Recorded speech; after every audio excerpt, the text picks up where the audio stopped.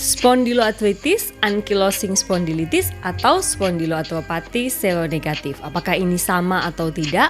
Nah teman-teman, jadi ini merupakan suatu istilah-istilah penyakit rematik yang biasanya menyerang tulang belakang, namun bisa juga menyebabkan kelainan pada kaki, pada lutut, ataupun pada tempat lain.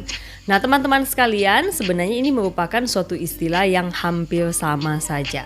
Hanya ada istilah yang lama yaitu spondyloarthropati seronegatif. Jadi sebenarnya spondyloarthropati seronegatif bukan penyakit tunggal, namun satu kelompok penyakit yang terdiri dari beberapa jenis penyakit, yaitu ankylosing spondylitis, reaktif artritis, radang sendi sesudah infeksi, psoriatic arthritis, radang sendi pada seorang dengan psoriasis, kemudian IBD related arthritis, jadi radang sendi pada seorang penyandang radang usus, dan ada juga juvenile spondyloarthritis, jadi yang terjadi pada anak-anak, atau undifferentiated spondyloarthritis. Jadi kita tidak bisa mengelompokkan dalam salah satu jenis penyakit-penyakit tersebut.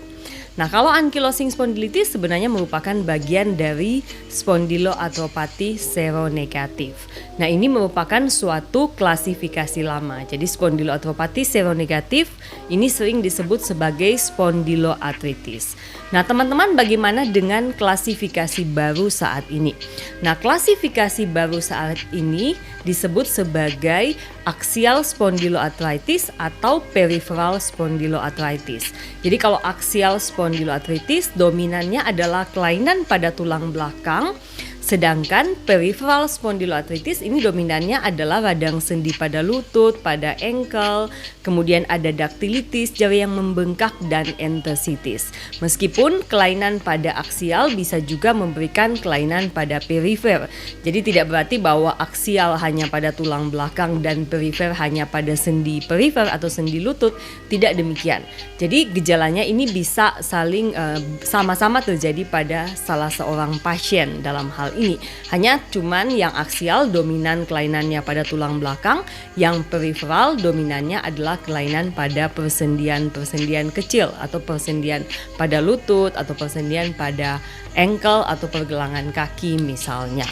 Nah, nanti kita bisa melihat bahwa axial spondyloarthritis akan dibagi menjadi dua. Yang pertama adalah non-radiographic spondyloarthritis, dalam artinya di sini tidak ada kelainan kalau kita melakukan foto ronsen biasa, nanti akan ditemukan kelainan kalau kita melakukan MRI. Dan yang kedua adalah radiographic axial spondyloarthritis. Jadi ini yang disebut dengan ankylosing spondylitis.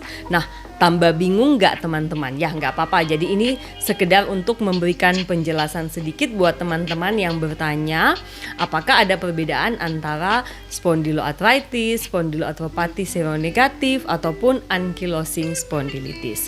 Semoga bermanfaat teman-teman sekalian. Kalau teman-teman masih bingung dan ingin bertanya, teman-teman bisa mengajukan pertanyaan di kolom komen di bawah ini. Salam sehat!